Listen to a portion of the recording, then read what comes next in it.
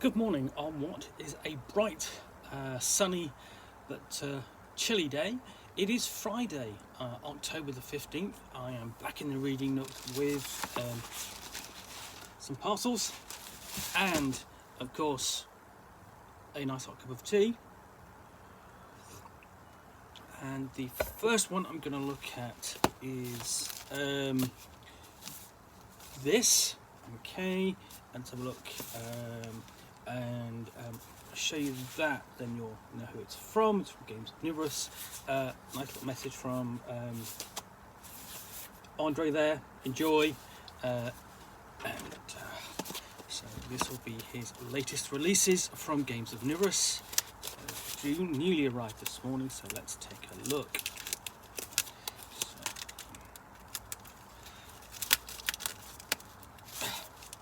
Slice my way into. There we go.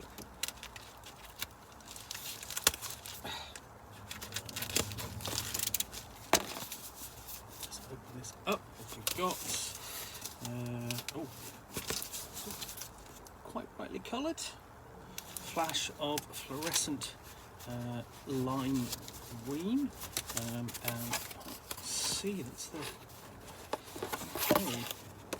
So the first thing I pull out is Eat the Rich by Kirkland, and this is part of Games Omnivorous Manifestus Omnivorous series, which you can see the rules are printed on the back here. So 1, all books are adventures. 2, the adventures must be system agnostic. 3, the adventures must take place on Earth. 4, the adventures can only have one location. 5, the adventures can only have one monster. 6, the adventures must include a saprophagy or osteophagy. The adventures must include a voracious eater. The adventures must have less than 6,666 words, and the adventures can only be in 2 colours. And of course, the lost rule is the adventures cannot be good taste. So there we go. So it's an adventure. It's from Games Omnivorous, but I don't know exactly what it's about. So that's basically. Apart from the title Eat the Rich, I'm not sure what it's about yet, short of opening it. We have we've got a map of the Godspire. So that's the location.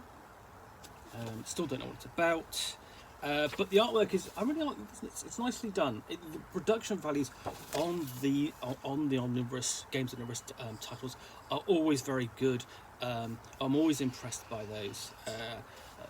And the artwork is good too, so it's got a great feel to it, basically it opens up with "You are what you eat," they say. It's true. No, listen, it's true. Don't look at me that way. Come a little closer. Yeah, soft you are, soft skin, soft hair. Come, sit here, we'll tell you. Most people don't realise that when the hunger came, the people started to be eating one another. Wasn't just the ravenous who changed. No. That's what people think, but the ones who were immune, like us, like you, we changed too. So that's the tone of the introduction. So nice and creepy before we get into the adventure.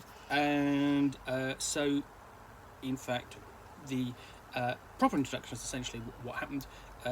Starts on page 4. It says, the year is 2177. Earth is overrun by flesh-eating humans who've fallen to the hunger, an apocalyptic plague of unknown origins. They go by many names: the hungry, the famished, the hollow, the empty, or more commonly, the ravenous.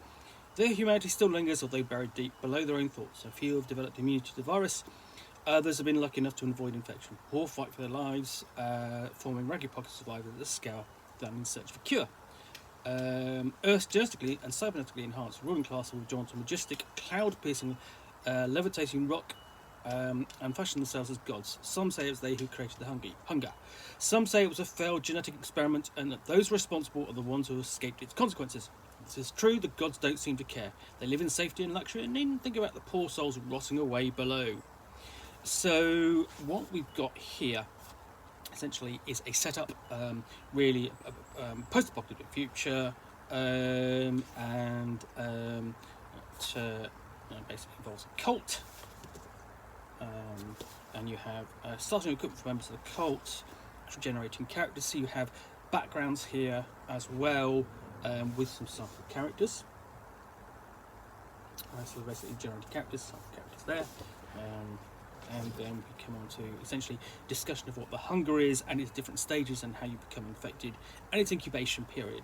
So nice clear explanation, and then discussion of what the Godspire is to accompany the map on the earlier section, and also discussion of who is in the Godspire. And the other thing is just to note that. Basically, nice little bit of corded rubber band, essentially that holds everything together. So essentially, what the referee can do is they can actually take this off, and this isn't stapled. It's rubber band bound. And we also have a discussion of defined artifacts.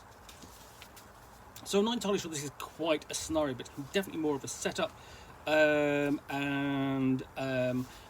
As such, we have the Devourer, basically a threat from within, and a description of the individual locations. So inside the Godspire, so entrance, level 1, hangar, engine room,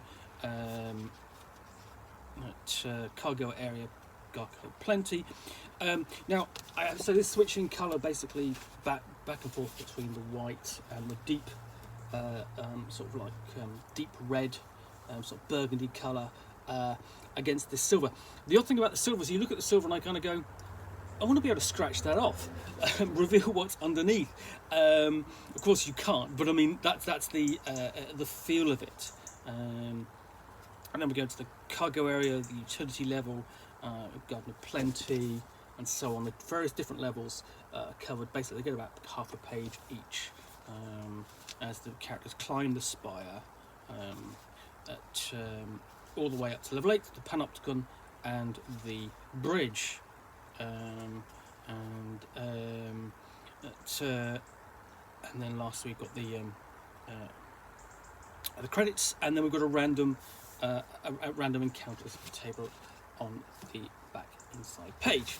So this is essentially a post-apocalyptic zombie revenge scenario of the have-nots taking on the haves and invading their space.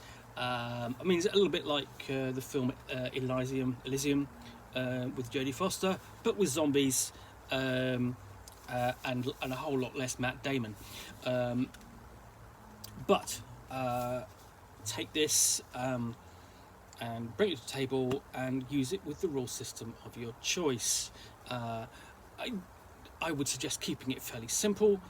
Savage Worlds would work great, because it always does. It's certainly, that handles that kind of cinematic action, and details the system quite the world quite well, and its mechanics and the characters and its mechanics as well. But it would work in almost any rule set you could choose. If you wanted to run basically a science fiction horror game, the other obvious one would be to use Mothership. That would work as well.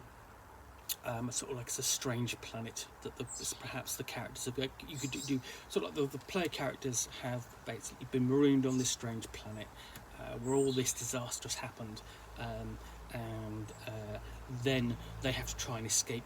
Their only way of escape would be through the Godspire, and then they discover exactly what's going on in there.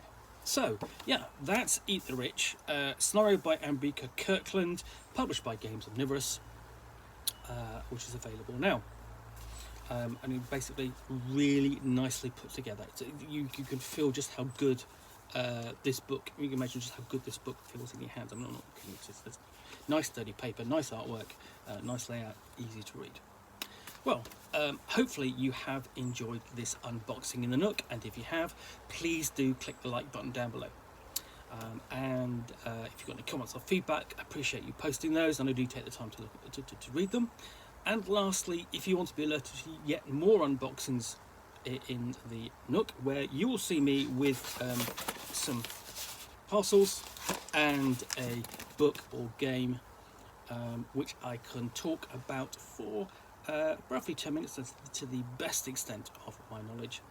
All, of course, accompanied by a nice hot cup of tea. Then please do hit that subscribe button. In the meantime, I want to thank Andre Nova for sending me these copies to review, and I'll be back again soon with another unboxing in the Nook. Bye for now.